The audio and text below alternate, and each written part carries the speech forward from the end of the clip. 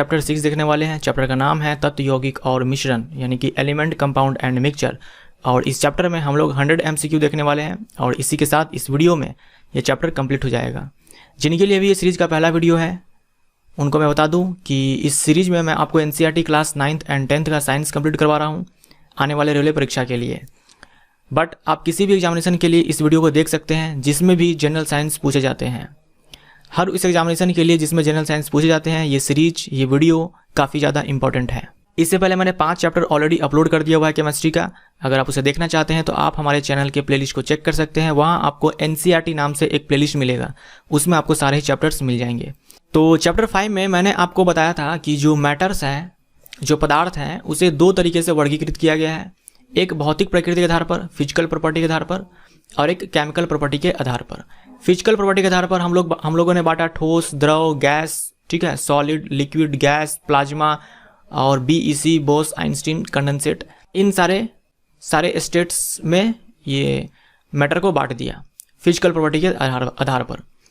और इस वीडियो में हम लोग देखने वाले हैं केमिकल प्रॉपर्टी के आधार पर जितने भी वर्गीकरण किए गए हैं, बांटा गया है जिस तरह से, उन पे आधारित प्रश्नों को। ये हम लोगों ने चैप्टर 5 में देखा था और ये है हमारा चैप्टर 6 और इसमें हम लोग केमिकल प्रॉपर्टी के बेसिस पर देखने वाले हैं। तो केमिकल प्रॉपर्टी के बेसिस पर मैटर को 2 तरीके से बांटा गया, पहले प्योर मैटर और उसके बाद इम्प्योर मैटर।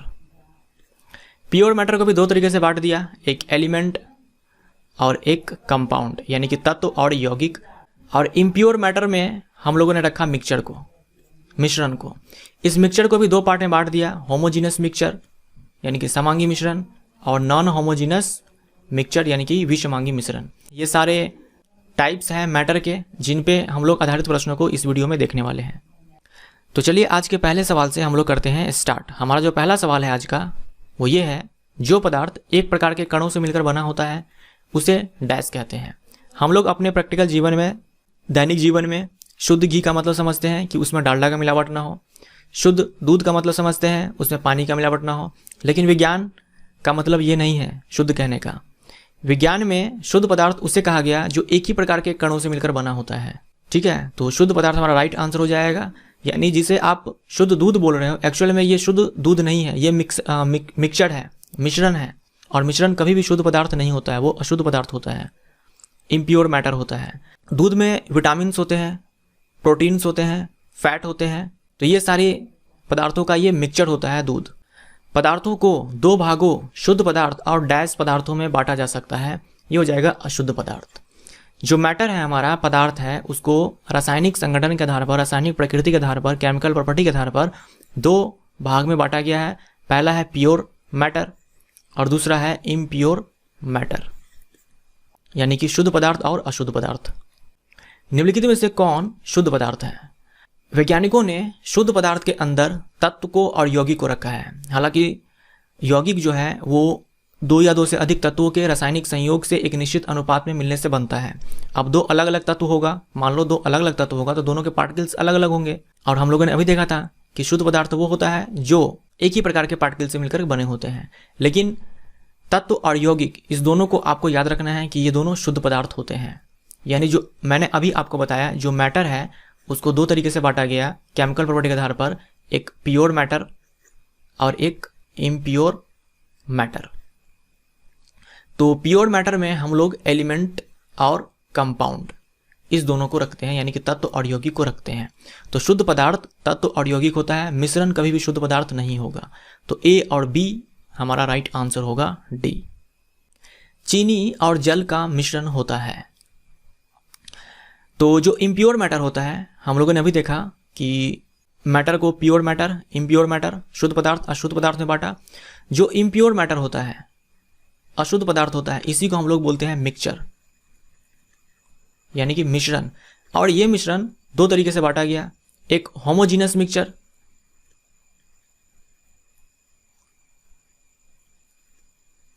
ठीक है, यानी कि समांगी मिश्रण, और एक हेटेरोजीनस मिक्सचर।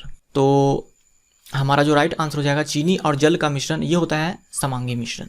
समांगी मिश्रण कहने का मतलब कि जो अवयव है, जो कंपोनेंट्स है मिक्सचर का, उस दोनों का कंपोजिशन पूरे मिक्सचर में एक बराबर होगा। जैसे अगर आप चीनी पानी को घोल दो तो आप कहीं से भी उठा करके उसको टेस्ट करो, जितना मीठा इधर से लगेगा उतना ही मीठा यहाँ से आप उठा लो चम्मच से, यानी कि पूरे मिक्सचर का जो मीठापन है वो एक बराबर होगा।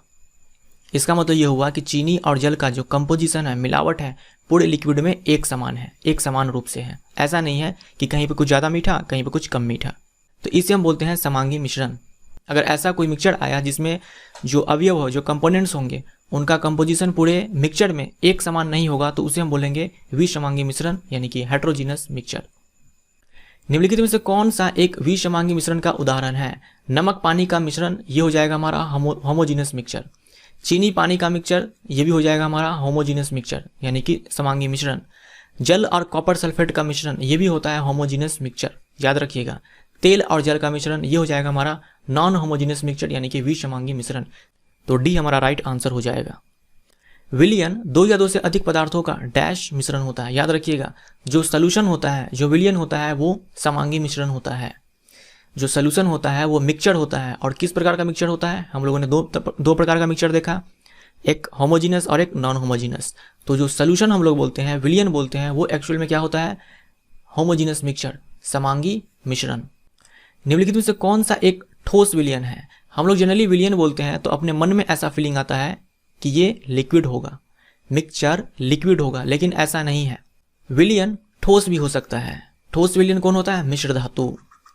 जो मिश्र धातु होता है वो ठोस विलयन होता है। यानी मान लो कोई आपके पास, जैसे मान लो ब्रास है, पीतल है, तो पीतल बना होता है कॉपर और जिंक से।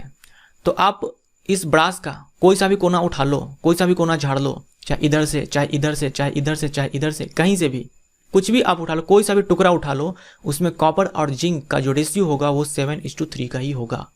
यानी कॉपर 70% और जिंक 30%। कहीं से भी आप इस कोने से भी उठा लो तो यहाँ भी कॉपर और जिंक का जो रेशियो होगा वो 7:3 का ही होगा। तो हम क्या देख रहे हैं कि कॉपर और जिंक का जो कंपोजिशन है वो पूरे मिक्सचर में एक समान है। तो ये होता है ठोस विलयन, मिश्र धातु, और ये होता है समांगी मिश्रण। होमोजीनस मिक्सचर होता है मिश्र धातु। पीतल किसका मिश्र धातु है? तो पीतल यानी कि ब्रास, ये कॉपर और जिंक का मिश्र धातु है। तो बी इसका राइट आंसर होगा। पीतल में कॉपर का प्रतिशत मात्रा लगभग होती है। तो कॉपर 70%, ठीक है, और जिंक ये 30%। चीनी और जल के विलयन के लिए कौन असत्य है, कौन गलत है? यह समांगी मिश्रण होता है, ये बिल्कुल सही है। चीनी एक विलायक है, यानी कि सॉल्वेंट है। जल एक विलायक है, चीनी एक विलय है, यानी कि सॉल्यूट है। जो विलयन होता है, सॉल्यूशन होता है, इसके दो कंपोनेंट्स होते हैं, एक होता है सॉल्यूट और दूसरा होता है सॉल्वेंट। देख लो, सॉल्यूट को हम लोग बोलेंगे विलय और सॉल्वेंट को बोलेंगे विलायक। तो सॉल्वेंट हम उसे बोलेंगे, सॉल्यूशन में सॉल्वेंट हम उसे बोलेंगे जिसका अमाउंट ज़्यादा होगा, ठीक है, जो ग्रेटर अमाउंट में प्रेजेंट होगा। और सॉल्यूट उसे बोलेंगे जो लेस अमाउंट में प्रेजेंट होगा। जैसे चीनी और जल का जब हम मिश्रण लेते हैं तो ज़्यादा अमाउंट में क्या प्रेजेंट होता है? चीनी या फिर जल? ज़्यादा अमाउंट में जल होता है, तो जल को हम बोलेंगे सॉल्वेंट, ठीक है, विलायक। तो जल एक विलायक है, ये भी क्या हो जाएगा हमारा? सही हो जाएगा। चीनी एक विलय हो जाएगा फिर, क्योंकि ये कम अमाउंट में प्रेजेंट है, तो सॉल्यूट हो जाएगा चीनी, तो ये भी सही है। यानी चीनी एक विलायक, ये हमारा राइट आंसर हो जाएगा, जो कि गलत है। तो ये आपको ध्यान में रखना है कि सॉल्यूशन में सॉल्यूट और सॉल्वेंट होता है। टिंचर ऑफ आयोडीन किसका विलयन है? टिंचर ऑफ आयोडीन ये भी एक होमोजीनस मिक्सचर होता है और ये विलयन होता है आयोडीन और अल्कोहल का, ठीक है। आयोडीन और अल्कोहल का इंपॉर्टेंट सवाल है, याद रखिएगा, आपके एग्जाम में पूछा जा सकता है। आयोडीन और अल्कोहल का विलयन होता है या फिर मिक्सचर होता है, होमोजीनस मिक्सचर होता है टिंचर ऑफ आयोडीन, जिसे हम कहते हैं। और इस अल्कोहल में भी पूछे तो अल्कोहल तो एथेनॉल भी होता है, मेथनॉल भी होता है, प्रोपेनॉल भी होता है। तो कौन सा अल्कोहल कभी पूछे तो आपको आंसर देना है एथेनॉल। एथेनॉल होता है, यानी कि C2H5OH और प्लस में आयोडीन। तो एथेनॉल और आयोडीन का मिक्सचर होता है tincture of iodine. Tincture of iodine में कौन एक विलायक है? पूछा है कि कौन एक सॉल्वेंट है। तो सॉल्वेंट कौन होता है? जो ज़्यादा अमाउंट में प्रेजेंट होता है सॉल्यूशन के अंदर, विलयन के अंदर। तो टिंचर ऑफ आयोडीन में आयोडीन ये होता है सॉल्यूट, यानी कि विलय, और विलायक होता है अल्कोहल। वैसे टिंचर ऑफ आयोडीन का यूज ये एंटीसेप्टिक में किया जाता है, यानी जो आप स्किन पे मरहम लगाते हो, घाव वगैरह या फिर कहीं पे कट वट जाता है वहाँ पे, तो उसमें ये टिंचर ऑफ आयोडीन का यूज किया जाता है। जल और गैस का विलयन है, जल और गैस का विलयन है, इसमें से बताना है कौन सा। कोका कोला, वायु, नींबू पानी, इनमें से सभी। तो जल और गैस का विलयन होता है कोका कोला, इसमें कार्बन डाइऑक्साइड गैस घुली होती है कोका कोला में। वातयुक्त पेय कोक में एक विलय होता है, तो कोका कोला जो विलयन होता है उसमें विलय क्या होता है, यानी कि सॉल्यूट जो कम अमाउंट में प्रेजेंट होगा, ये होता है कार्बन डाइऑक्साइड, और सॉल्वेंट हो जाएगा जल। वायु एक गैस का विलयन है, जिसमें डैश एक विलायक है। जो हमारा एयर है वो भी तो मिक्सचर है और होमोजीनस मिक्सचर है। कहीं से भी अब एयर उठा लो, वहाँ जो गैसेस प्रेजेंट होंगे उसमें वो सेम कंपोजिशन होगा हर जगह। तो ये हो जाएगा हमारा सोल्यूशन। इस सोल्यूशन में बहुत सारा कंपोनेंट्स होंगे, तो इसमें से बताना है कि कौन सा कंपोनेंट्स एक विलायक होगा, यानी कि एक सॉल्वेंट की तरह काम करेगा। तो देख लो, ऑक्सीजन, कार्बन डाइऑक्साइड, नाइट्रोजन और आर्गन। तो हम सभी को पता है कि नाइट्रोजन हमारे वायुमंडल में सबसे ज़्यादा अमाउंट में प्रेजेंट है, तो नाइट्रोजन हमारा राइट आंसर हो जाएगा, क्योंकि यही ग्रेटर अमाउंट में प्रेजेंट है। तो 78% होता है नाइट्रोजन हमारे वायुमंडल में, तो सी इसका राइट आंसर हो जाएगा नाइट्रोजन। विलयन के संबंध में कौन सा एक असत्य है, कौन सा गलत है? विलयन एक समांगी मिश्रण होता है, तो ये बिल्कुल ट्रू है। इसके कण का व्यास 1 नैनोमीटर से कम होता है और यह नग्न आंखों से नहीं दिखता, तो ये भी ट्रू है। ये प्रॉपर्टी आप याद रख सकते हैं। विलयन में प्रकाश के मार्ग दिखाई देते हैं, विलयन में प्रकाश के मार्ग दिखाई नहीं देते हैं, ये हो जाएगा हमारा गलत, यही हमारा राइट आंसर हो जाएगा। यह अस्थाई विलयन होता है, तो ये भी बिल्कुल सही है। अस्थाई विलयन का मतलब क्या हुआ कि जो आपने मिक्सचर बनाया है, उसे आप थोड़ी देर के लिए बिना डिस्टर्ब किए छोड़ दो। छोड़ने के बाद क्या होगा, जो सॉल्यूट पार्टिकल्स होंगे, जो विलय पदार्थ होगा, वो आकर के नीचे बैठ जाएगा।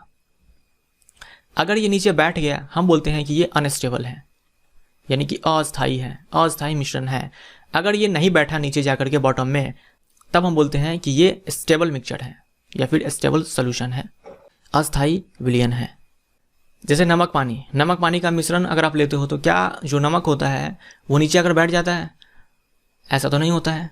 लेकिन मान लो आप पानी और सैंड ले लो, बालू ले लो, पानी और बालू को मिला दो एक साथ, तो थोड़ी देर बाद अगर आप उसे छोड़ दो बिना डिस्टर्ब किए, बिना उसको हिलाए डुलाए कुछ किए, तो आप देखना सारे सैंड पार्टिकल्स जो है बॉटम में आकर के बैठ जाएगा नीचे।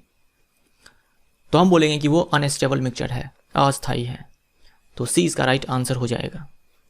देखिए, ये जो लाइन लिखा हुआ है, विलयन में प्रकाश के मार्ग दिखाई देते हैं, तो देखो ये एक विलयन है, ये भी एक विलयन है, ये एक मिक्सचर है, ये भी एक मिक्सचर है। तो ये जो मिक्सचर है, यहाँ से देखो जब लाइट को पास कराया गया, तो लाइट का जो मार्ग है, जैसे आप यहाँ देख रहे हो येलो कलर का मार्ग, पाथ, ये पाथ यहाँ नहीं दिखाई दे रहा है। अगर यहाँ नहीं दिखाई दे रहा है तो हम बोलेंगे कि ये मिक्सचर होमोजीनस मिक्सचर है।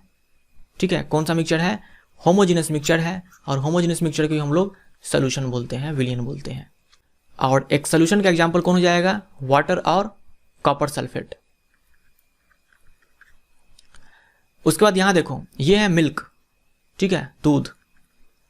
मिल्क से जब लाइट को पास कराया गया तो इसका पाथ दिखा।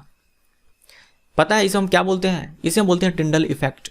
ये जो लाइट विजुअल है, ये जो लाइट विजुअल हुआ, इसी को हम बोलते हैं टिंडल इफेक्ट। तो दूध जो है वो टिंडल इफेक्ट, टिंडल प्रभाव को दिखाता है। और कोई होमोजेनियस मिक्सचर होगा वो टिंडल इफेक्ट को नहीं दिखाएगा। तो जो भी इस टिंडल इफेक्ट को दिखाएगा वो होमोजेनियस मिक्सचर नहीं होगा, समांगी मिश्रण नहीं होगा, वो होगा विषमांगी मिश्रण। दूध और पानी का मिक्सचर दिखने में लगता है समांगी मिश्रण, लेकिन वो होता है विषमांगी मिश्रण। किसी निश्चित ताप पर यदि विलयन और विलय पदार्थ नहीं घुलता, तब उस विलयन को डैश कहते हैं। जैसे मान लो कोई टेम्परेचर है, मैंने ले लिया रूम टेम्परेचर 25 डिग्री सेल्सियस, और मैंने क्या करा कि ये पानी लिया और पानी में मैंने डाल दिया शुगर, चीनी। मैंने इसमें शुगर डाला, मान लो 1 चम्मच, मैंने इसको मिला दिया। मैंने क्या करा, इसी टेम्परेचर पे फिर से मैंने शुगर डाला, फिर से मिला दिया, ये फिर से मिल गया। मैंने फिर से शुगर डाला, फिर से मिल गया। लेकिन एक टाइम आएगा ऐसा जिसमें और शुगर और चीनी इसमें नहीं घुल सकता, इसमें और चीनी नहीं घुल सकता। वैसे कंडीशन में जब ये टाइम आ जाए कि अब और ज़्यादा सॉल्यूट और ज़्यादा विलय पदार्थ नहीं घुलाया जा सकता, तब हम बोलते हैं कि ये जो मिश्रण है, ये जो मिक्सचर है, ये हो गया सैचुरेटेड। ठीक है, यानी कि संतृप्त विलयन। तो सी इसका राइट आंसर हो जाएगा। लेकिन याद रखिएगा टेम्परेचर सेम होना चाहिए। अगर हम टेम्परेचर को बढ़ा दें तब इसमें चेंज आ जाएगा। विलय पदार्थ की वह मात्रा जो किसी ताप पर संतृप्त विलयन में उपस्थित है उसकी डैश कहलाती है। अभी मैंने आपको बताया कि चीनी पानी का जो घोल है, हमने इसमें काफ़ी सारा चीनी डाला था, बार बार घुलाया था, फिर एक टाइम आया था जब चीनी नहीं घुला था, तब हमने कहा इस विलयन को संतृप्त विलयन। तो जब ये संतृप्त विलयन हो चुका, सैचुरेटेड विलयन हो चुका, उस समय इसमें कितना चीनी प्रेजेंट है, उस अमाउंट को हम लोग बोलेंगे सॉल्युबिलिटी, घुलनशीलता। तो संतृप्त विलयन में जितना विलय पदार्थ का मात्रा होता है उसी को हम लोग घुलनशीलता बोलते हैं। विलयन की सांद्रता का सही सूत्र नहीं है। क्या पूछा है? नहीं है। सांद्रता यानी कि कंसंट्रेशन। कंसंट्रेशन क्या होता है? कंसंट्रेशन को हम लोग 2 तरीके से बताते हैं। एक हम लोग बताते हैं, देखो लो, मास बाई मास परसेंटेज, ठीक है, मास बाई मास परसेंटेज। और दूसरा हम लोग बताते हैं मास बाई वॉल्यूम परसेंटेज। ये क्या होता है? ये रेशियो होता है। किसका रेशियो होता है? जो विलय पदार्थ होता है, मास बाई मास में क्या हो जाएगा, विलय पदार्थ का जो द्रव्यमान होगा, नीचे में विलयन का जो द्रव्यमान होगा, और गुने में 100। किसमें? मास बाई मास रेशियो में। यानी ऊपर में होगा विलय पदार्थ का अमाउंट, नीचे में होगा विलयन का अमाउंट। ऊपर में होगा सॉल्यूट का अमाउंट, नीचे में होगा सॉल्यूशन का अमाउंट। अगर मास बाई मास है तो ऊपर में भी मास, नीचे भी मास। अगर मास बाई वॉल्यूम है तब ऊपर में मास यानी कि सॉल्यूट का मास और नीचे में सॉल्यूशन का वॉल्यूम डालेंगे। और क्योंकि सांद्रता हम लोग परसेंटेज में बताते हैं तो हम लोग 100 से मल्टीप्लाई करेंगे। तो ये फार्मूला आपको ध्यान में रखना है। हमारा जो इसमें राइट आंसर होगा, देख लो, लिखा है विलयन पदार्थ का द्रव्यमान, तो ऊपर में विलय पदार्थ का द्रव्यमान आता है, कभी विलयन पदार्थ का द्रव्यमान नहीं आता है। तो सी है जो कि गलत है, बाकी ए और बी राइट है। आप इस दोनों फार्मूले को रट सकते हो। अब एक न्यूमेरिकल देखते हैं। एक विलयन के 320 ग्राम विलायक जल में, यानी कि जो सॉल्वेंट है हमारा यहाँ क्या है? वाटर। और ये कितना है? 320 ग्राम। 40 ग्राम साधारण नमक विलय है, यानी कि जो हमारा सॉल्यूट है वो क्या है? NaCl। ये कितना है? 40 ग्राम। हमसे पूछा है विलयन की सांद्रता क्या है।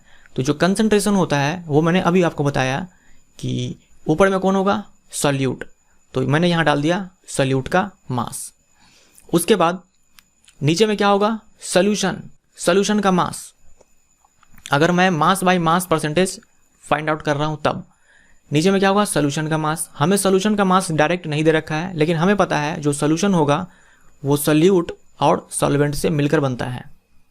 तो सॉल्यूट का मास 40 ग्राम, सॉल्वेंट का मास 320 ग्राम। इस दोनों को क्या करेंगे? ऐड कर देंगे और मल्टीप्लाई में 100। तो ये 40 हो गया और ये हो गया 360 और गुने में 100। सॉल्व करके देखो, आंसर आएगा बी 11.1%। तो ये मैंने एक न्यूमेरिकल भी आपको बता दिया जो आपके एग्जाम में पूछा जा सकता है। नेक्स्ट है निलंबन यानी कि सस्पेंशन के संबंध में क्या सत्य है। तो सबसे पहली बात, जो सस्पेंशन होता है ये होता है एक मिक्सचर। क्या होता है? मिक्सचर। अब मिक्सचर कौन सा मिक्सचर? हम लोगों ने पढ़ा होमोजीनस मिक्सचर और हेट्रोजीनस मिक्सचर, समांगी मिश्रण और विसमांगी मिश्रण। तो ये कौन सा मिश्रण होता है? ये होता है नॉन होमोजीनस, ठीक है, यानी कि विसमांगी मिश्रण होता है। तो ये बिल्कुल ट्रू है, ये सत्य है। यह अस्थायी होता है, ये भी ट्रू है। अस्थायी का मतलब मैं आपको समझा चुका हूँ। जो विलय पदार्थ होगा वो धीरे धीरे क्या होगा? नीचे आकर के बैठ जाएगा बर्तन में, तो उसे हम बोलेंगे अनस्टेबल, अस्थायी। तो ये बिल्कुल सही है, सस्पेंशन ये अस्थायी होता है। कुछ समय के लिए टिंडल प्रभाव को दिखाता है, तो ये भी क्या है? ट्रू है। अब होता क्या है, इसका नाम सस्पेंशन क्यों रखा गया कि इसमें जो सॉल्यूट पार्टिकल्स होते हैं वो सॉल्वेंट पार्टिकल्स में सस्पेंडेड होते हैं ऊपर ऐसे, यानी लटका हुआ होता है। जो भी पार्टिकल्स होते हैं, जो भी कण होते हैं, सॉल्यूट पार्टिकल्स होते हैं, वो सॉल्वेंट में लटका हुआ होता है इस तरह से। तो जब तक ये लटका हुआ है तब तक हम क्या होगा कि अगर हम यहाँ से लाइट पास करवाएं तो इससे स्कैटर्ड होगा, लाइट क्या होगा, फैलेगा, इस पार्टिकल से जो लटका हुआ है उसे टकराएगा और लाइट फैलेगा और हमें पाथ दिखाई देगा। और अगर लाइट का पाथ दिख रहा है तो हम बोलते हैं ये टिंडल प्रभाव को दिखा रहा है, टिंडल इफेक्ट को दिखा रहा है। लेकिन होता यह है कि थोड़ी देर के लिए आप इसे छोड़ दो बिना डिस्टर्ब किए, बिना कुछ किए, तब सॉलिड पार्टिकल्स ये आकर के नीचे बॉटम में बैठ जाएगा ऐसे।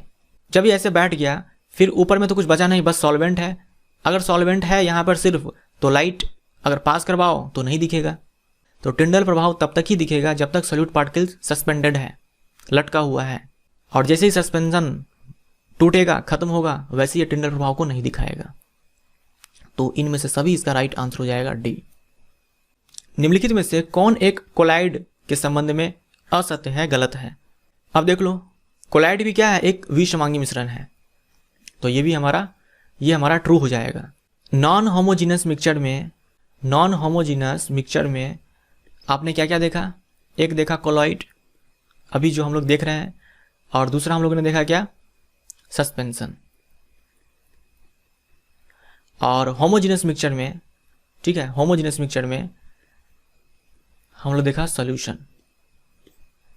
ये आपको ध्यान में रखना है कि कोलॉइड और सस्पेंशन नॉन होमोजीनस मिक्सचर होता है और सॉल्यूशन होमोजीनस मिक्सचर होता है।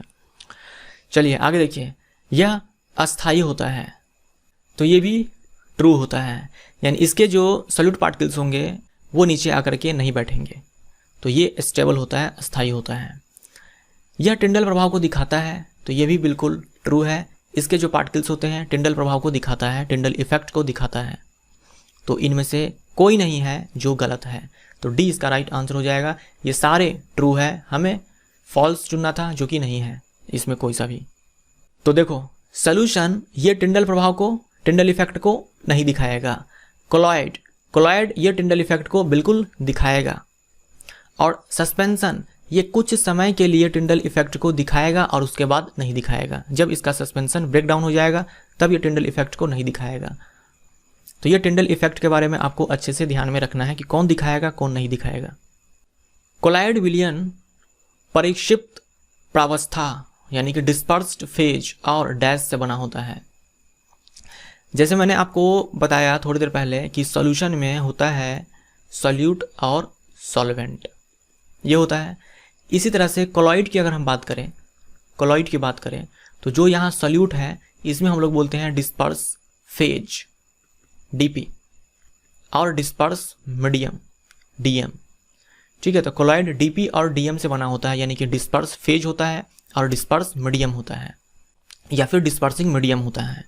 तो अगर डिस्पर्स फेज और डिस्पर्सिंग मीडियम की अगर बात करें तो कौन ज़्यादा अमाउंट में होगा? डिस्पर्सिंग मीडियम ज़्यादा अमाउंट में होगा, यानी डिस्पर्सिंग मीडियम में डिस्पर्स फेज उसमें घुला हुआ होगा। तो ये आपको ध्यान में रखना है दोनों। तो हमारा जो राइट आंसर हो जाएगा वो हो जाएगा डिस्पर्सिंग मीडियम, ए इसका राइट आंसर है। एरोसोल में परिक्षेपण माध्यम क्या होता है? एरोसोल में परिक्षेपण माध्यम क्या होता है? तो एरोसोल में जो डिस्पर्स फेज होता है ये होता है सॉलिड भी हो सकता है, लिक्विड भी हो सकता है, लेकिन जो डिस्पर्स मीडियम होगा ये हो जाएगा हमारा गैस। तो सी हमारा राइट आंसर हो जाएगा। अब देखो, ये कुछ एनसीईआरटी के बुक में कोलॉइड्स के एग्जाम्पल दे रखे हैं। जैसे देखो, सवाल किस प्रकार से पूछा जाता है वो मैं आपको बता देता हूँ। पहला क्या होगा कि आपको मान लो इसमें से दे देगा, जैसे कि यहाँ देख लो फेस क्रीम है, बोलेगा फेस क्रीम किसका एग्जाम्पल है। तो इसमें आपको 4 ऑप्शंस इस प्रकार से दिया जा सकता है, एरोसोल, फोम, इमल्शन, सॉल। इस तरह से 4 ऑप्शंस आपको मिल जाएगा। पूछेगा कि फेस क्रीम इसमें से क्या है, तब आपको आंसर देना पड़ेगा इमल्शन। उसके बाद ये पूछा जा सकता है कि जो जेल होता है, जैसे यहाँ जेल लिखा हुआ है, जो जेल होता है उसमें डिस्पर्सन फेज कौन होता है, डिस्पर्सिंग मीडियम कौन सा होता है, ये पूछा जा सकता है आपसे। जैसे पूछ देगा एरोसोल में जो मैंने अभी आपको बताया कि एरोसोल में डिस्पर्सिंग मीडियम कौन सा है, तो वहाँ आंसर क्या आया, गैस आया। तो एक इस तरह से सवाल पूछा जा सकता है। और तीसरा, आपको 4 ऑप्शन दे देगा और बोलेगा इसमें से बताओ कि इमल्शन कौन है, बताओ इसमें से फॉर्म कौन है। इधर से मान लो इधर से मान लो आप फोम दे दिया, पनीर दे दिया, मिल्क दे दिया, मिल्क ऑफ मैग्नीशिया दे दिया, धुआं दे दिया, बोल देगा बताओ इसमें से फोम कौन है। तो इस तरह से सवाल पूछे जाते हैं।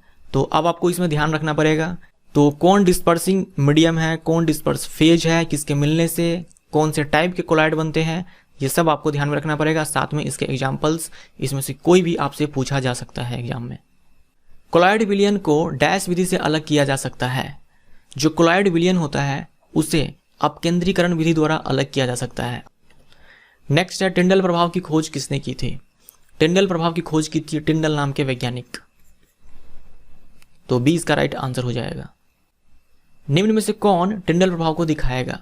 कॉपर सल्फेट का विलयन ये होमोजेनस मिक्सचर होता है, ये नहीं दिखाएगा। दूध हो गया, ये कोलाइड हो गया, कोलाइड तो दिखाता है। नींबू पानी ये फिर से होमोजेनस मिक्सचर हो गया, सॉल्यूशन हो गया, ये नहीं दिखाएगा। सोडा जल भी नहीं दिखाएगा, यानी ये नहीं दिखाएगा, ये नहीं दिखाएगा, ये नहीं दिखाएगा। हमसे पूछा कौन दिखाएगा, तो बी इसका राइट आंसर हो जाएगा।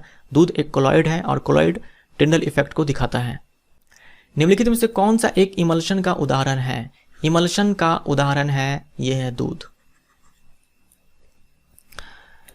तो ये आपको ध्यान में रखना पड़ेगा कि इमल्शन का उदाहरण कौन है, सोल का उदाहरण कौन है, फोम का उदाहरण कौन है, साथ में सोल में डिस्पर्सिंग फेज कौन है, डिस्पर्स फेज कौन है, डिस्पर्सिंग मीडियम कौन है, किस में कौन डिस्पर्स फेज है, डिस्पर्सिंग मीडियम है। ये सारी चीज़ें आपको ध्यान में रखना पड़ेगा। यानी इसको याद रखना थोड़ा सा मुश्किल है, लेकिन यहाँ से एग्जाम में सवाल आता है, आपको याद करना पड़ेगा। निम्न में से कौन एक सोल का उदाहरण है। तो आप देख लो निम्न में से कौन एक सोल का उदाहरण है। मिल्क ऑफ मैग्नीशिया और कीचड़। तो कीचड़ हमारा राइट आंसर हो जाएगा। और सोल में जो डिस्पर्स फेज होता है वो होता है ठोस, और डिस्पर्सिंग मीडियम होता है वो होता है द्रव। निम्नलिखित में से किसे सार्वत्रिक विलायक कहा जाता है। यूनिवर्सल सॉल्वेंट कहा जाता है। यूनिवर्सल सॉल्वेंट ये वाटर को कहा जाता है, जल को कहा जाता है। सामान्यतः ताप बढ़ाने पर विलयन की घुलनशीलता। अब देखो विलयन तो है, सॉल्यूशन तो है, लेकिन कौन सा ऐसा सॉल्यूशन जो ठोस और द्रव से बना है। तो ठोस और द्रव वाला विलयन है, सॉल्यूशन है, तो उसकी जो सॉल्युबिलिटी होगी, घुलनशीलता होगी, ये बढ़ेगी टेम्परेचर को बढ़ाने पर। तो बढ़ती है, इसका राइट आंसर है। जैसे मान लो कोई सैचुरेटेड सॉल्यूशन है। सॉल्युबिलिटी क्या होता है, सैचुरेटेड सॉल्यूशन में जो सॉल्यूट का अमाउंट होता है उसी को तो सॉल्युबिलिटी बोलते हैं। तो मान लो कोई टेम्परेचर है 25 डिग्री सेल्सियस, इस पे कोई सॉल्यूशन, कोई विलयन संतृप्त है, सैचुरेटेड है। अब हमने कर दिया इस टेम्परेचर को 35 डिग्री सेल्सियस, 10 डिग्री हमने बढ़ा दिया। तो अब तक क्या था कि ये सैचुरेटेड था, इसमें और सॉल्यूट नहीं घुल सकता था। लेकिन जैसे हमने टेम्परेचर को बढ़ा दिया, तो अब इसमें और सॉल्यूट घुल सकता है, यानी कि ये अनसैचुरेटेड हो गया। तो अनसैचुरेटेड हो गया यानी इसमें और सॉल्यूट घुलेगा। फिर एक टाइम आएगा ये इस टेम्परेचर पर भी क्या हो जाएगा, सैचुरेटेड हो जाएगा। उस समय जो अमाउंट होगा सॉल्यूट का, हम लोग बोलेंगे इस विलयन का सॉल्युबिलिटी, उस अमाउंट को।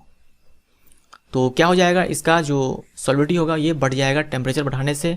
बट कौन से विलयन का, ठोस और द्रव वाले का, जैसे कि चीनी पानी का, नमक पानी का, इस सब का।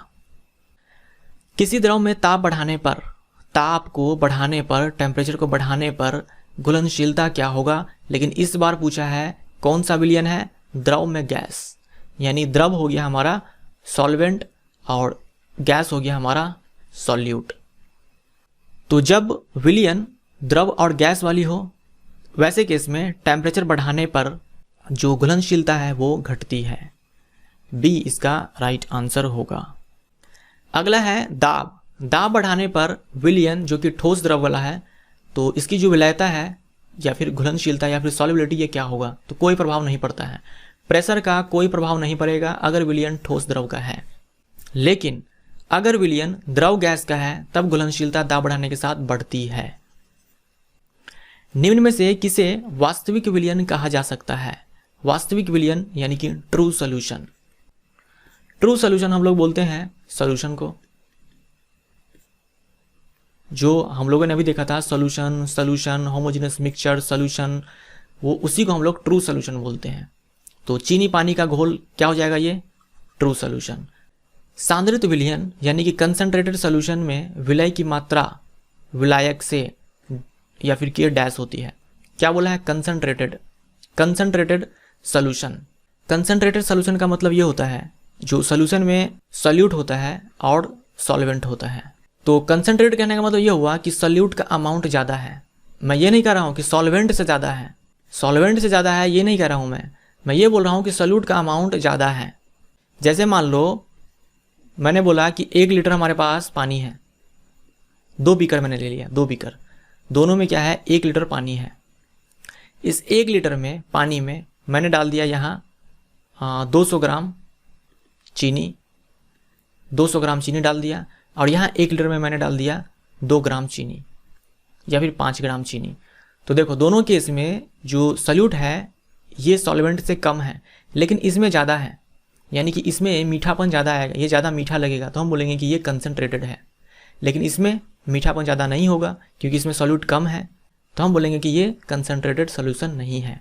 ठीक है, तो जो विलय की मात्रा है वो अधिक होती है। यहाँ आप इसको काट दो पूरा, ये गलत क्वेश्चन बन गया है यहाँ पे कि सांद्रित विलयन में विलय की मात्रा अधिक होती है। बी इसका राइट आंसर हो जाएगा। विलायक से अधिक नहीं होगा, विलायक से अधिक नहीं होता। मैंने आपको यहाँ बता दिया कि कैसे कंसंट्रेटेड होता है और कैसे नहीं होता है। यहाँ सिंपली ये लिखो कि अधिक होता है, विलायक से अधिक नहीं होगा। डैश वह पदार्थ है जो 2 या 2 से अधिक तत्वों के एक निश्चित अनुपात में रासायनिक रूप से मिलने से बनते हैं। तो ये क्या हो जाएगा? यौगिक हो जाएगा। बचपन से आपने डेफिनेशन को रटा हुआ होगा। और यौगिक साथ में तत्व ये प्योर होते हैं, प्योर मैटर होते हैं, शुद्ध पदार्थ होते हैं, और मिश्रण ये अशुद्ध पदार्थ होते हैं।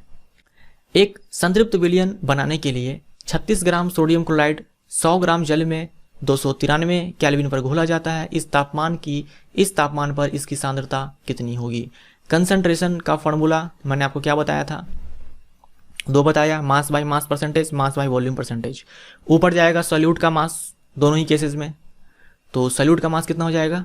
36 ग्राम। 36 ग्राम क्या है?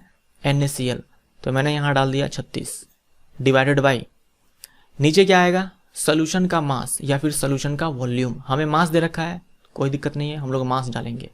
तो 100 ग्राम जल बोला है, तो जल क्या है? यहाँ सॉल्वेंट है, हमें चाहिए सॉल्यूशन।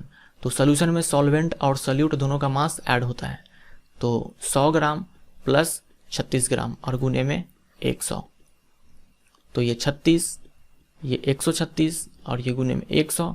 सॉल्व करो इसको, आंसर लगभग में 26% आएगा। तो ए इसका राइट आंसर हो जाएगा। नेक्स्ट है रासायनिक परिवर्तन के संबंध में कौन सा असत्य है, कौन सा गलत है। तो पहली बात तो यहाँ इस रासायनिक को कट कर दो, यहाँ कर दो भौतिक। सवाल में यहाँ भौतिक होना चाहिए था, फिजिकल प्रॉपर्टी, फिजिकल चेंज होना चाहिए था। अब देखो इसमें कोई नया पदार्थ नहीं बनता, तो ये बिल्कुल सही है। भौतिक परिवर्तन में कोई नया पदार्थ नहीं बनता है, पुराना पदार्थ का बस रंग रूप चेंज हो जाता है, अवस्था चेंज हो जाता है, लेकिन नया पदार्थ नहीं बनता है। नया पदार्थ कहने का मतलब ये हुआ कि अब जो नया पदार्थ बना है उसमें जो कंपोनेंट्स हैं उसका कंपोजिशन चेंज हो जाना। भले ही बर्फ सॉलिड से लिक्विड बन जाता है, लेकिन दोनों ही सूरतों में, दोनों ही केसेस में, चाहे वो बर्फ था चाहे पानी था, हाइड्रोजन और ऑक्सीजन का जो रेशियो है वो 1:8 का ही होता है।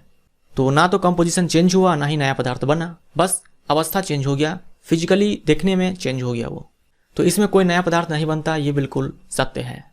यह अस्थायी परिवर्तन होता है, ये बिल्कुल सही है। जैसे ठोस से मैंने द्रव बना दिया, फिर से द्रव से क्या कर सकते हैं? ठोस बना सकते हैं। तो यानी कि ये परमानेंट नहीं था, ये टेम्परेरी था, जो फेज चेंज हो गया और इसे वापस उसी फेज में लाया जा सकता है। तो ये अस्थायी होता है, ये बिल्कुल सही है। अवस्था में परिवर्तन इसका एक उदाहरण है, तो ये बिल्कुल सही है। जो अवस्था में परिवर्तन होता है, सॉलिड से लिक्विड, लिक्विड से गैस, सॉलिड से गैस, गैस से सॉलिड, ये सब भौतिक परिवर्तन का उदाहरण है। उसके बाद इस परिवर्तन को उल्टा नहीं किया जा सकता, ये गलत है। इस परिवर्तन को, भौतिक परिवर्तन को आराम से उल्टा किया जा सकता है। जैसे बर्फ से पानी बना दिया ठंडा करके, फिर से पानी से बर्फ बना दो, तो हो गया उल्टा, क्योंकि यह भौतिक परिवर्तन था। निम्नलिखित में से कौन एक भौतिक और रासायनिक परिवर्तन दोनों है? तो भौतिक और रासायनिक परिवर्तन दोनों है मोमबत्ती का जलना, कागज का जलना, ये रासायनिक परिवर्तन है, अलमारी में जंग लगना, ये भी रासायनिक परिवर्तन है। जल में नमक का घुलना, ये एक भौतिक परिवर्तन है। हम जल में नमक घुला सकते हैं, पानी को वाष्प में बदल करके वापस नमक प्राप्त भी कर सकते हैं, तो ये एक भौतिक परिवर्तन होता है। और मोमबत्ती का जलना, यह भौतिक परिवर्तन और रासायनिक परिवर्तन दोनों ही होता है, क्योंकि मोमबत्ती जो होता है, ये मान लो ये मोमबत्ती अगर जल रहा है तो ये जो वैक्स होता है, ये आप देखते होंगे कि पिघलता है। पहले ठोस होता है, पिघल करके पहले सॉलिड होता है, ठोस होता है, पिघल करके लिक्विड होता है और फिर से सॉलिड हो जाता है। तो ये क्या हुआ, फिजिकल चेंज। लेकिन कुछ वैक्स इस फ्लेम के साथ, इस फ्लेम के कारण कुछ वैक्स जल उठता है, ठीक है। तो जो वैक्स जल गया वो कभी वापस नहीं आ सकता, वो पूरी तरह से खत्म हो गया, तो वो हो जाएगा केमिकल चेंज। वैक्स का यहाँ से जलना केमिकल चेंज, और जो वैक्स है वो सॉलिड से लिक्विड, फिर लिक्विड से सॉलिड में बनना, ये हो गया फिजिकल चेंज। निम्नलिखित में से कौन एक शुद्ध पदार्थ नहीं है? बोला है कि शुद्ध पदार्थ नहीं है, तो शुद्ध पदार्थ कौन होता है? एक तो होता है एलिमेंट, आप ऐसे ही याद रखो, एक होता है एलिमेंट और एक होता है कंपाउंड। ये दोनों ही शुद्ध पदार्थ होते हैं। तो देख लो कौन सा एलिमेंट है, कौन सा कंपाउंड है, वो हो जाएगा शुद्ध पदार्थ, जो नहीं होगा वो होगा अशुद्ध पदार्थ। तो बर्फ यानी कि H2O सॉलिड फॉर्म में, तो ये क्या है, एक कंपाउंड है, ये शुद्ध पदार्थ हो जाएगा। लोहा यानी कि आयरन एक एलिमेंट है, यानी कि ये शुद्ध पदार्थ है। हाइड्रोक्लोरिक अम्ल यानी कि HCl, ये भी क्या है, एक कंपाउंड है, यौगिक है, तो ये भी हो जाएगा हमारा शुद्ध पदार्थ, प्योर मैटर। वायु, एयर, ये क्या है, एक अशुद्ध पदार्थ, क्योंकि ये बहुत सारे गैसेस का मिक्सचर है, इसमें वाटर वेपर भी होता है, तो डी इसका राइट आंसर हो जाएगा, जो कि इम्प्योर मैटर है। निम्नलिखित में से कौन एक विलियन नहीं है? कौन एक विलियन नहीं है, सॉल्यूशन नहीं है? हवा एक होमोजेनस मिक्सचर है, यानी कि ये तो सॉल्यूशन है। समुद्री जल भी सॉल्यूशन है। सोडा जल ये भी है। मिट्टी ये विलियन नहीं है, क्योंकि मिट्टी में बहुत सारे पदार्थों का मिश्रण होता है। मिश्रण में जो कंपोनेंट्स प्रेजेंट होते हैं वो कंपोनेंट्स जगह जगह पे चेंज होता है, कहीं पे वो कंपोनेंट्स कुछ कंपोनेंट्स ज़्यादा होगा, कहीं पे कुछ कंपोनेंट्स वही कंपोनेंट्स कम होगा, तो ये होमोजेनस मिक्सचर नहीं है। डी इसका राइट आंसर हो जाएगा। निम्नलिखित में से कौन सा एक यौगिक है? तो खून यौगिक नहीं है, खून मिक्सचर है। मीथेन CH4 ये यौगिक है। टीन यानी कि SN ये यौगिक नहीं, ये तत्व है। और साबुन ये भी क्या है, यौगिक नहीं है। यौगिक इसमें सिर्फ एक ही है, वो है मीथेन। मीथेन को हम लोग मार्श गैस भी बोलते हैं, तो बी इसका राइट आंसर हो जाएगा। निम्नलिखित में से कौन टिंडल प्रभाव को नहीं दिखाएगा? टिंडल इफेक्ट को कौन नहीं दिखाएगा? दूध दिखाएगा, स्टार्च दिखाएगा। कॉपर सल्फेट का विलियन ये ट्रू विलियन है, वास्तविक सोल्यूशन है, और जो विलियन होता है या फिर वास्तविक विलियन होता है वो टिंडल प्रभाव को नहीं दिखाता है। सी इसका राइट आंसर हो जाएगा। कुहासा ये कोलॉइड है, ये भी दिखाएगा। स्टार्च भी कोलॉइड है, ये भी दिखाएगा। निम्नलिखित में से किसे भौतिक गुण कहा जा सकता है? कौन सा एक भौतिक गुण है? क्वथनांक, गलनांक, घनत्व, इनमें से सभी। तो इनमें से सभी भौतिक गुण हैं। जब हम भौतिक गुण के बारे में पढ़ते हैं, फिजिकल प्रॉपर्टी के बारे में पढ़ते हैं, तो उसमें हम लोग यही पढ़ते हैं कि क्या डेंसिटी है, क्या बॉइलिंग पॉइंट है, क्या मेल्टिंग पॉइंट है, इसी सब के बारे में हम लोग पढ़ते हैं फिजिकल प्रॉपर्टी में।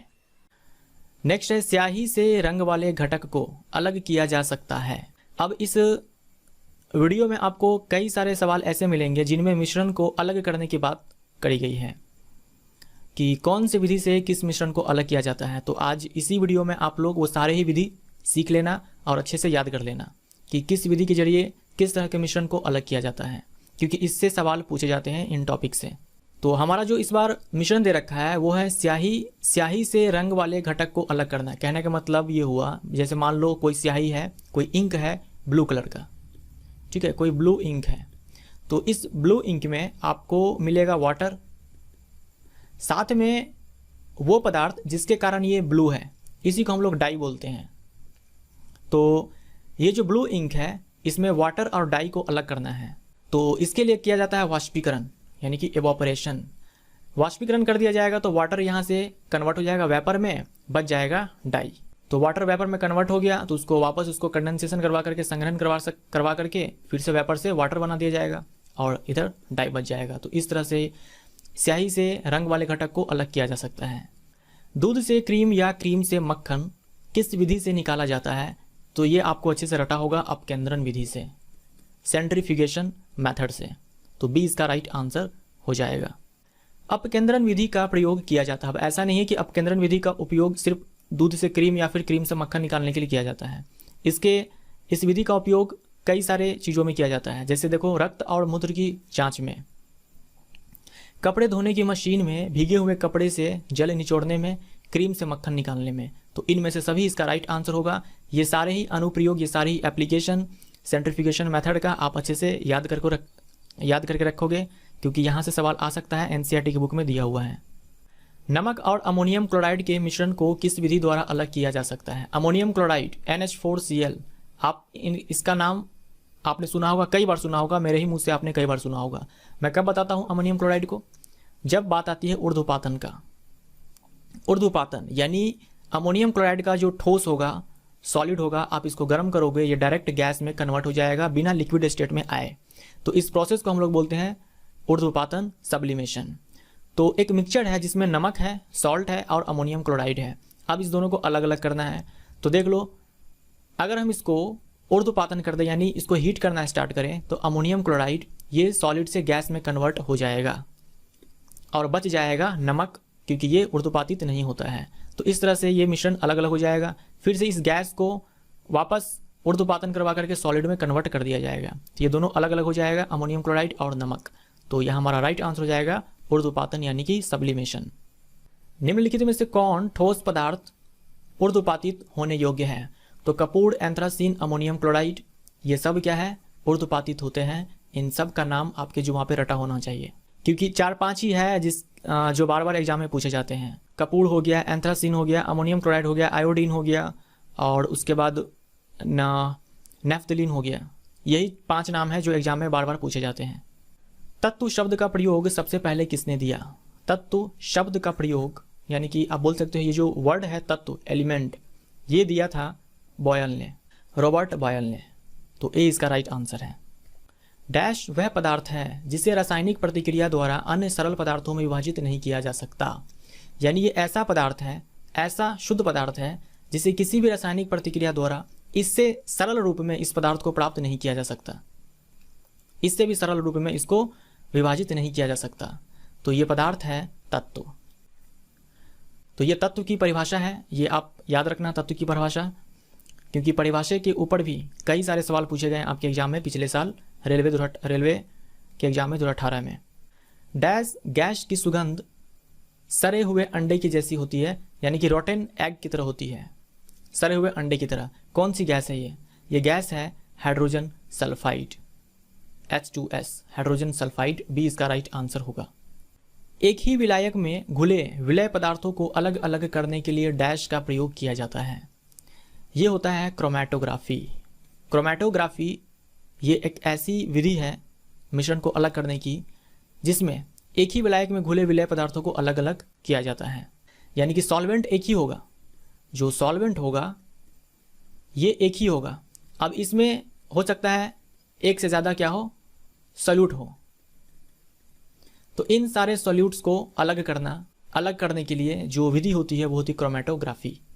जैसे कोई इंक होता है, इस इंक में एक से ज़्यादा कलर के डाई होते हैं, एक से ज़्यादा कलर के डाई होते हैं और इस इंक में क्या है, वाटर है।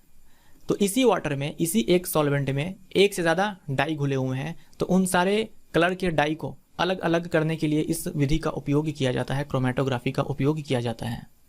निम्न में से किस में क्रोमैटोग्राफी का प्रयोग किया जाता है? क्रोमैटोग्राफी मिश्रण को अलग करने की विधि है।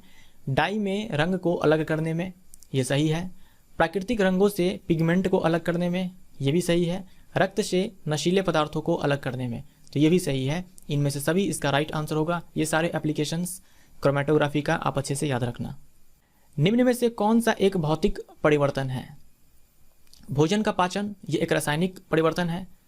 खाना का पकना रासायनिक परिवर्तन है। पौधों की वृद्धि रासायनिक परिवर्तन है। जल से बर्फ बनना, कोई भी अवस्था परिवर्तन, ये भौतिक परिवर्तन होता है। तो सिर्फ डी ही इसका राइट आंसर है, क्योंकि डी ही भौतिक परिवर्तन है, ये तीनों ही रासायनिक परिवर्तन है। देखिए, भौतिक परिवर्तन को आप रिवर्स कर सकते हो। जैसे जल से बर्फ बनना, तो आप इसको बर्फ से वापस जल बना सकते हो। रासायनिक परिवर्तन जो होता है उससे आप रिवर्स नहीं कर सकते हो। अब भोजन एक बार पच गया तो वापस आप उस भोजन को नहीं ला सकते हो। खाना का पकना, खाना एक बार पक गया तो वापस उस खाने को आप कच्चा नहीं कर सकते हो। पौधे की वृद्धि, पौधे की अगर हाइट बढ़ गई तो आप उसको वापस उसके हाइट को आप कम नहीं कर सकते हो। तो भौतिक परिवर्तन जो होता है उसमें आप रिवर्स नहीं कर सकते हो, उल्टा नहीं कर सकते हो। लेकिन रासायनिक परिवर्तन में आप उल्टा नहीं कर सकते हो, भौतिक परिवर्तन में आप कर सकते हो। तो सिर्फ यही तरीका नहीं है, सिर्फ यही काफ़ी नहीं है बताना कि भौतिक परिवर्तन में हम रिवर्स कर सकते हैं, रासायनिक में नहीं कर सकते हैं। कई सारे पैरामीटर्स होते हैं जिनके बेसिस पे ये डिसाइड किया जाता है कि भौतिक परिवर्तन है या फिर रासायनिक परिवर्तन है। निम्न में से कौन एक यौगिक के लिए असत्य है, गलत है, ये चुनना है। नए पदार्थ का गुणधर्म पूरी तरह से भिन्न होता है, तो ये बिल्कुल सही है। जैसे हाइड्रोजन गैस है, ऑक्सीजन गैस है, लेकिन जब इसके द्रव्यमान का रेशियो 1:8 में इसको मिलाया जाता है, यानी कि केमिकल रिएक्शन करवाया जाता है एक फिक्स रेशियो में 1:8 के रेशियो में, तो ये वाटर बन जाता है। अब पानी में ना तो आपको हाइड्रोजन का कुछ गुण दिखेगा, ना ही ऑक्सीजन का गुण दिखेगा, तो ये पूरी तरह से क्या हो गया, भिन्न हो गया, डिफरेंट हो गया। घटकों को केवल रासायनिक विधि द्वारा ही अलग किया जा सकता है, तो ये बिल्कुल सही है। आप इसको किसी भी फिजिकल मेथड से अलग नहीं कर सकते हो। जो यौगिक होता है उनके कंपोनेंट्स को अलग अलग आप फिजिकल मेथड से नहीं कर सकते हो, इजीली मेथड से आप कर नहीं सकते हो। तत्वों के किसी भी अनुपात में मिलने से बनता है, तो ये पूरी तरह से गलत है। सी इसका राइट आंसर होगा। किसी भी अनुपात में मिला देने से नहीं बनेगा, तत्वों को एक निश्चित अनुपात में मिलाने से बनता है। जैसे देखो, कार्बन और ऑक्सीजन, ये दो एटम्स हैं। कार्बन और ऑक्सीजन से मिलकर ही कार्बन मोनोऑक्साइड बनता है, और कार्बन और ऑक्सीजन से ही कार्बन डाइऑक्साइड बनता है। कार्बन मोनोऑक्साइड जहरीली गैस है, इससे व्यक्ति की मृत्यु हो सकती है। कार्बन डाइऑक्साइड ये जहरीली गैस नहीं है, ये वातावरण का टेम्परेचर बढ़ा सकता है, लेकिन जान नहीं ले सकता जितनी आसानी से ये कार्बन मोनोऑक्साइड ले सकता है। अब है तो दोनों कार्बन और ऑक्सीजन से ही बना हुआ, लेकिन दोनों का देखो प्रॉपर्टी बिल्कुल अलग है। तो यहाँ जो कार्बन और ऑक्सीजन के बीच का जो द्रव्यमान का रेशियो होगा वो क्या होगा, कार्बन का होता है 12, ऑक्सीजन का होता है 16। ये रेशियो है, इसे आप थोड़ा शॉर्ट कर दो और अच्छा लगेगा। तो ये 3:4 के रेशियो में अगर बनाते हो, रिएक्शन करवाते हो कार्बन ऑक्सीजन को, तब बनेगा कार्बन मोनोऑक्साइड। तो ये क्या है, एक फिक्स रेशियो है। 3:4 के रेशियो में जब ये दोनों कंबाइन करेंगे केमिकली, तभी जाकर कार्बन मोनोऑक्साइड बनेगा। आप ऐसे ही किसी भी रेशियो में कंबाइन करवा दो, इस दोनों का रिएक्शन करवा दो, तो कार्बन मोनोऑक्साइड नहीं बनेगा। और यहाँ देख लो, यहाँ 12 हो जाएगा और ये हो जाएगा 32, यानी कि 3:8। ठीक है, तो 3:8 के रेशियो में अगर मिला दो तो कार्बन डाइऑक्साइड बन जाएगा। तो एक निश्चित अनुपात में मिलने से यौगिक बनता है, किसी भी अनुपात में आप नहीं मिला सकते। तो सी इसका सही जवाब। निम्नलिखित में से किसे स्ट्रैटेजिक धातु कहा जाता है। स्ट्रैटेजिक धातु ये कहा जाता है टाइटेनियम को। दो घुलनशील द्रवों के मिश्रण को किस विधि से अलग किया जा सकता है। अब कोई लिक्विड है, दो लिक्विड है अलग अलग, इस दोनों को आप मिला दो, ये दोनों अच्छे से मिल जाएंगे। जैसे आप यहाँ देखो, ये जल है और मिट्टी का तेल है, ये इजीली मिला नहीं, दोनों का अलग अलग लेयर बन गया। नीचे पानी का लेयर बन गया क्योंकि इसका डेंसिटी ज़्यादा था, और मिट्टी के तेल का डेंसिटी कम था, तो ये इसका लेयर ऊपर है। तो देख लो, दोनों अलग अलग लेयर बन गया, दोनों नहीं घुला। तो ये दोनों जो द्रव है, मिट्टी का तेल और जल, ये हम बोलेंगे कि अघुलनशील द्रव है। ठीक है, इमिसिबल लिक्विड। ये दोनों क्या है, इमिसिबल है। लेकिन हमारे इस सवाल में देखो क्या बोला है, दो घुलनशील है, यानी कि ये जो लिक्विड है ये मिसिबल है। तो दो मिसिबल लिक्विड के मिक्सचर को कैसे हम अलग करेंगे, तो इसके लिए आसवन विधि और प्रभाजी आसवन, यानी कि डिस्टिलेशन और फ्रैक्शनल डिस्टिलेशन, दोनों ही विधि का उपयोग किया जाता है। अब इस दोनों में थोड़ा अंतर होता है, तो इसे हम आगे देखते हैं कि क्या होता है। तो उपयुक्त तो दोनों इसका राइट आंसर हो जाएगा। चाहे मैं यही बता देता हूं आपको, मान लो दो लिक्विड है L1 और L2, ये अलग अलग लिक्विड है, तो इसका अपना एक बॉइलिंग पॉइंट होगा और इसका भी अपना एक बॉइलिंग पॉइंट होगा। तो मान लो इस दोनों के बॉइलिंग पॉइंट में अंतर अगर 25 केल्विन से ज़्यादा हो जाता है, क्या है, 25 केल्विन अंतर है, डिफरेंस है, 25 केल्विन बोल दो या फिर 25 डिग्री सेल्सियस बोल दो। अगर इससे ज़्यादा हो गया बॉइलिंग पॉइंट, तब हम यूज करेंगे आसवन विधि का, सिंपली डिस्टिलेशन मेथड का। अगर 25 केल्विन से कम हुआ, 25 केल्विन से अगर कम हुआ या फिर 25 डिग्री सेल्सियस से कम हुआ, तब हम यूज करेंगे प्रभाजी आसवन, यानी कि फ्रैक्शनल डिस्टिलेशन। तो ये अंतर होता है। अब इसमें देख लो, जो दो अघुलनशील है, इसमें तो घुलनशील था और यहाँ है अघुलनशील इमिसिबल लिक्विड है, तो इसको तो बहुत ही सिंपल तरीका से अलग किया जा सकता है। देखो एक ये जो आप पूरा टूल देख रहे हो, ये इसे हम बोलते हैं पृथक्करण कीप। तो बस पृथक्करण कीप का यूज करो। जल है तो नीचे से आप यहाँ से आप जल निकाल लो बाहर, जल निकल जाएगा, बच जाएगा ऊपर मिट्टी का तेल, इसके अंदर मिट्टी का तेल बच जाएगा और जल पूरा बाहर निकल जाएगा। तो इसको तो अलग करना बहुत ही आसान मेथड है, लेकिन दो घुलनशील द्रव होगा उसके लिए ये दो मेथड्स यूज में आते हैं। जब दो या दो से अधिक घुलनशील द्रवों के क्वथनांक 25 केल्विन से कम होता है तो उसे अलग करने के लिए डैश विधि का प्रयोग किया जाता है। 25 केल्विन से अगर कम हो तो फ्रैक्शनल डिस्टिलेशन यानी कि प्रभाजी आसवन का यूज किया जाता है। यानी बॉइलिंग पॉइंट में अंतर अगर काफ़ी कम हो तब प्रभाजी आसवन, अगर ज़्यादा हो तो आसवन विधि। आशा धातु मेटल ऑफ होप किसे कहा जाता है? ये कहा जाता है यूरेनियम को। यूरेनियम का एटॉमिक नंबर याद रखना 92 होता है। एसीटोन और जल के मिश्रण को किस विधि द्वारा अलग किया जा सकता है? एसीटोन और जल ये दो घुलनशील द्रव हैं, यानी एक दूसरे में अच्छे से घुल जाते हैं और इसके बॉइलिंग पॉइंट का जो डिफरेंस होता है 25 केल्विन से ज़्यादा होता है। तो अगर 25 केल्विन से ज़्यादा है, बॉइलिंग पॉइंट ज़्यादा है, तो हम यूज करेंगे आसवन विधि यानी कि डिस्टिलेशन मेथड। निम्नलिखित में से कौन एक यौगिक नहीं है?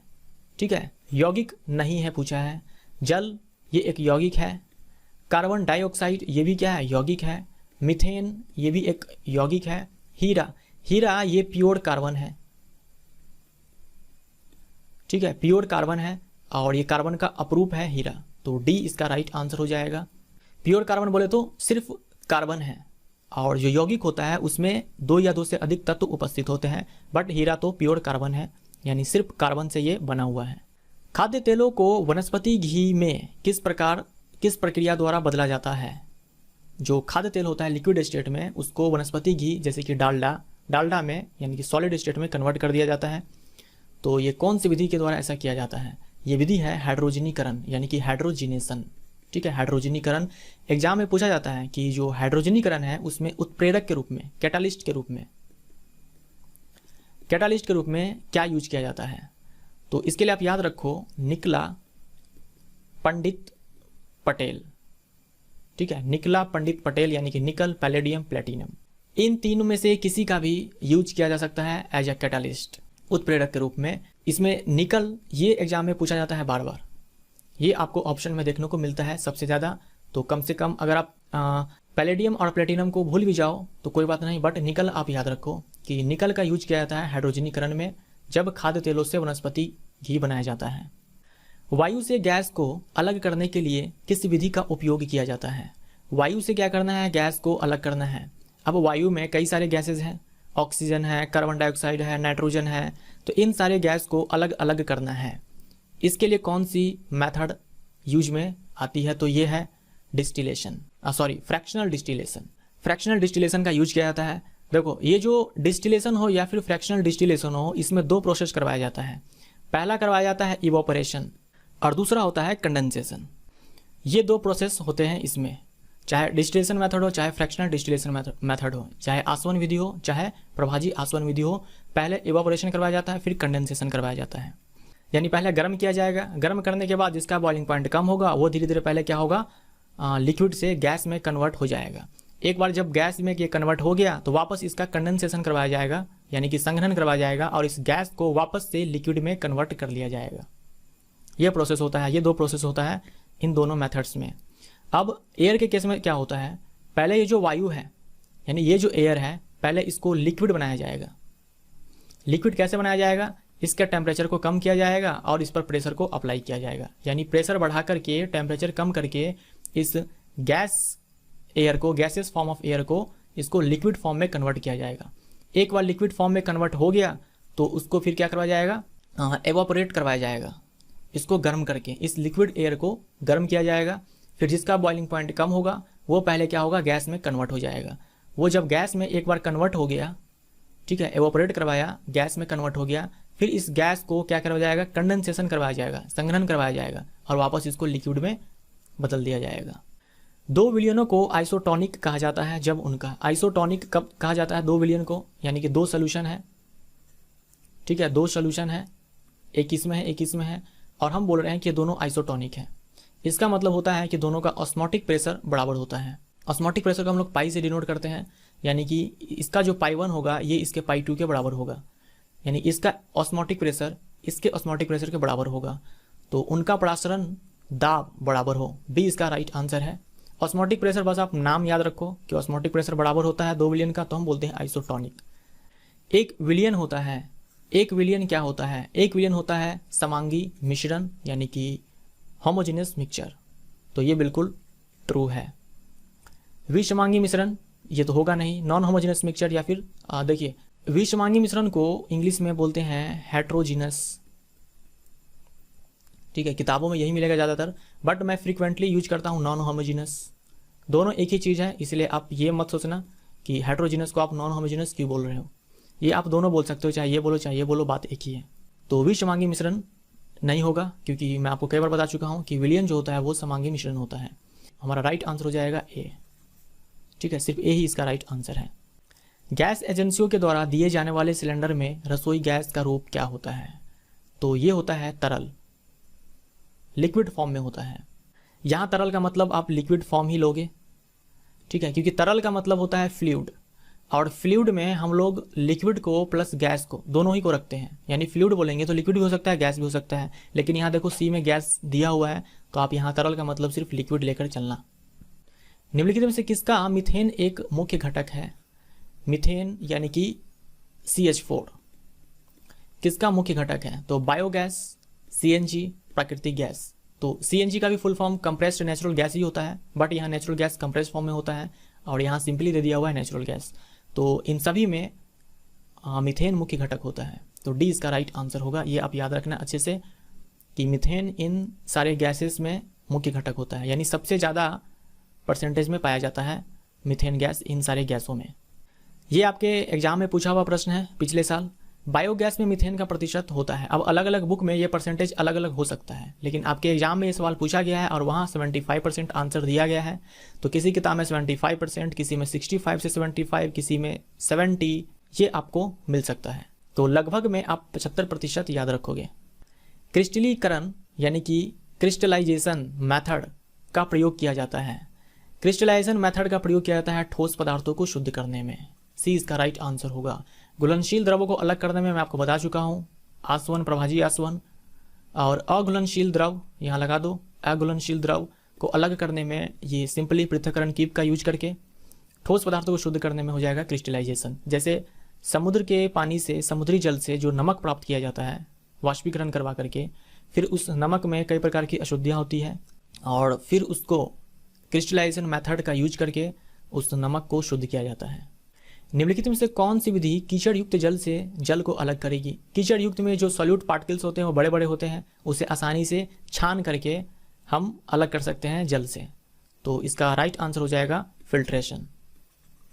दो अघुलनशील द्रवों को अलग किया जा सकता है तो कीप का प्रयोग करके, ठीक है, पृथक्करण कीप का प्रयोग करके। समुद्री जल से प्राप्त नमक में से अशुद्धियों को खत्म करने के लिए निम्न में से किस विधि का प्रयोग किया जाता है? किस विधि का यूज किया जाता है? क्रिस्टलाइजेशन यानी कि क्रिस्टलीकरण। आसवन विधि का पहला और दूसरा प्रक्रम क्रमशः कहलाता है। तो पहला क्या हो जाएगा? वाष्पन, और दूसरा क्या हो जाएगा? संघनन। तो बी इसका राइट आंसर होगा। यानी लिक्विड को पहले, जो लिक्विड होता है उसको पहले गैस में कन्वर्ट किया जाता है और उसके बाद फिर से लिक्विड में कन्वर्ट किया जाता है। तो लिक्विड से गैस में कन्वर्ट करने के लिए उसको हम लोग एवापोरेट करवाएंगे, लिक्विड को गैस में कन्वर्ट करने के लिए, और फिर गैस को लिक्विड में कन्वर्ट करने के लिए हम उसका कंडेंसेशन करवाएंगे। तो ये दो मेथड होता है, चाहे आसवन हो चाहे प्रभाजी आसवन हो, दोनों में ये दो प्रोसेस होता है, वाष्पन और संघनन का। भूगर्भ से निकाले गए खनिज तेल से शुद्ध पेट्रोल, डीजल, मिट्टी का तेल आदि किस विधि से अलग किया जाता है? किस विधि से अलग किए जाते हैं? तो ये है प्रभाजी आसवन, ठीक है। फ्रैक्शनल डिस्टिलेशन मेथड के जरिए इन सारे लिक्विड्स को अलग किया जाते हैं, पेट्रोल, डीजल, मिट्टी का तेल, ये सब। जल आपूर्ति के लिए जल का शोधन निम्नलिखित में से किस प्रक्रिया से होता है? यानी कि जहाँ से जल हमारे घरों में आती है, यानी कि सप्लाई वाटर जहाँ से भी भेजा जाता है, तो वहाँ पहले इसका प्यूरिफिकेशन किया जाता है, शुद्धिकरण किया जाता है, शोधन किया जाता है, प्यूरिफिकेशन किया जाता है। तो ये प्यूरिफिकेशन करने के लिए उसमें क्लोरीन डाला जाता है, यानी कि क्लोरीनीकरण करवाया जाता है, क्लोरीनेशन करवाया जाता है, उसमें जो जीवाणु बैक्टीरिया प्रेजेंट होते हैं उसको मारने के लिए। उत्प्रेरक वह पदार्थ है, उत्प्रेरक यानी कि कैटालिस्ट। कैटालिस्ट।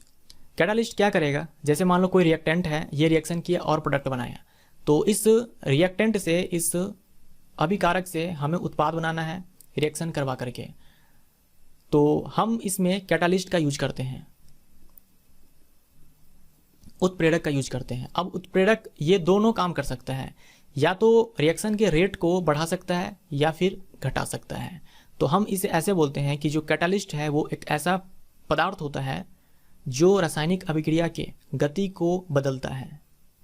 ठीक है, तो सी इसका राइट आंसर हो जाएगा, रासायनिक अभिक्रिया की चाल को बदलता है। मान लो कैटालिस्ट रिएक्शन के रेट को, रासायनिक अभिक्रिया की गति को बढ़ा दिया, तो हम बोलते हैं कि ये पॉजिटिव कैटालिस्ट है। अगर रिएक्शन के रेट को कम कर दिया तो हम बोलते हैं कि ये नेगेटिव कैटालिस्ट है। तो पॉजिटिव कैटालिस्ट रिएक्शन के रेट को बढ़ाएगा, नेगेटिव कैटालिस्ट ये घटाएगा। कौन सा कार्बनिक यौगिक प्रयोगशाला में सबसे पहले बनाया गया था? कौन सा ऐसा ऑर्गेनिक कंपाउंड है जिसको सबसे पहले लैब में बनाया गया था? ये इंपॉर्टेंट क्वेश्चन है, आप इसको याद रखना अच्छे से। ये है यूरिया। यूरिया का फॉर्मूला भी आप याद रखो, फॉर्मूला भी आपसे पूछा जा सकता है, NH2CONH2, ये फॉर्मूला होता है यूरिया का। इसे बनाया था किसने था, ये भी आपसे पूछा जा सकता है। तो यूरिया का निर्माण सबसे पहले किया था वोलर ने। ठीक है, वोलर नामक वैज्ञानिक थे जिन्होंने यूरिया को बनाया था सबसे पहले लैब में। रासायनिक परिवर्तन की प्रक्रिया है, तो ये 4 ऑप्शंस दे रखे हैं, चारों में परिवर्तन दे रखा है, बताना है कि कौन सा रासायनिक परिवर्तन है। तो साधारण लवण का जल में घुलना, ये भौतिक परिवर्तन है, तो ये नहीं होगा। प्रभाजी आसवन से पेट्रोलियम का शोधन, ये भी नहीं होगा। मोटर कारों में पेट्रोल का दहन, ये हमारा राइट आंसर है। पेट्रोल को आप एक बार दहन करवा दो, जला दो, तो उसे आप वापस ला नहीं सकते हो। तो जो कंबसन होता है वो रासायनिक परिवर्तन होता है, केमिकल चेंज होता है। तो सी हमारा राइट आंसर हो जाएगा। जिस प्रक्रम से समुद्र जल से सामान्य लवण प्राप्त किया जाता है, यानी कि समुद्री जल से जो हम सॉल्ट को प्राप्त करते हैं, ये किस विधि से करते हैं? यह है वाष्पीकरण, यानी कि एवापोरेशन। दूध निम्नलिखित में से किसका उदाहरण है? दूध ये इमल्शन का उदाहरण है। ठीक है, इमल्शन में जो डिस्पर्स फेज होता है वो भी लिक्विड होता है, और जो डिस्पर्सन मीडियम होता है वो भी लिक्विड होता है, दोनों ही द्रव होते हैं। तापमान के केल्विन पैमाने पर जल का क्वथनांक है। जल का क्वथनांक हम लोग जानते हैं 100 डिग्री सेल्सियस होता है। इसी में आप 273 ऐड कर दो तो ये हो जाएगा 373 केल्विन। तो सी इसका राइट आंसर हो जाएगा। प्रेशर कुकर में जल का क्वथनांक लगभग कितना हो जाता है? प्रेशर कुकर में प्रेशर इंक्रीज कर जाता है, वेपर प्रेशर इंक्रीज कर जाता है, और उसके इंक्रीज करने से बॉइलिंग पॉइंट भी इंक्रीज कर जाता है। तो ये लगभग 120 डिग्री सेल्सियस पहुंच जाता है बॉइलिंग पॉइंट। किस विधि द्वारा कच्चे तेल से गैसोलीन प्राप्त किया जाता है? गैसोलीन बोले तो पेट्रोल, तो कच्चे तेल से पेट्रोल प्राप्त करना है, ये कौन सा विधि हो जाएगा? ये हो जाएगा प्रभाजी आसवन। ठीक है, प्रभाजी आसवन। कपूर को आसानी से शोधन करने का प्रक्रम है, तो कपूर को आसानी से शोधन करने का प्रक्रम है ऊर्ध्वपातन। महासागरों से शुद्ध जल किस विधि से प्राप्त किया जा सकता है? महासागरों से शुद्ध जल को प्राप्त करना है, ये विधि है आसवन। गैसों की लौ का सबसे गर्म हिस्सा को कहते हैं। जो गैस की लौ होती है उसमें जो सबसे हॉट जोन होता है वो होता है नीला क्षेत्र, यानी कि ब्लू जोन। ठीक है, तो सी इसका राइट आंसर हो जाएगा। ब्लू जोन कौन सा हो जाएगा? सबसे गर्म हिस्सा हो जाएगा गैस की लौ का। मानव के द्वारा सबसे पहले प्रयोग में लाई जाने वाली धातु थी। मानव के द्वारा सबसे पहले प्रयोग में लाई जाने वाली धातु थी तांबा। तो ये आपके साइंस के साथ साथ जीके का भी प्रश्न हो गया। आसानी से झाग नहीं देने वाले जल को कहा जाता है। जो आसानी से झाग नहीं देता है ऐसे जल को हम लोग कठोर जल बोलते हैं। तो ए इसका राइट आंसर हो जाएगा। जो आसानी से दे दे उसे हम लोग मृदु जल यानी कि सॉफ्ट जल बोलते हैं, सॉफ्ट वाटर बोलते हैं। कमरे के तापमान पर कितने तत्व द्रव अवस्था में मिलता है? कमरे के तापमान पर 2 ही तत्व है जो द्रव अवस्था में मिलता है, एक मरकरी और दूसरा ब्रोमीन। तो बी इसका राइट आंसर होगा। डीडीटी रासायनिक का उपयोग किया जाता है, आपने नाम सुना होगा डीडीटी, इसका यूज किया जाता है कीटनाशक के रूप में। और एक और होता है टीएनटी, आपने सुना होगा टीएनटी, ट्राइनाइट्रोटोल्यून, इसका यूज किया जाता है विस्फोटक के रूप में।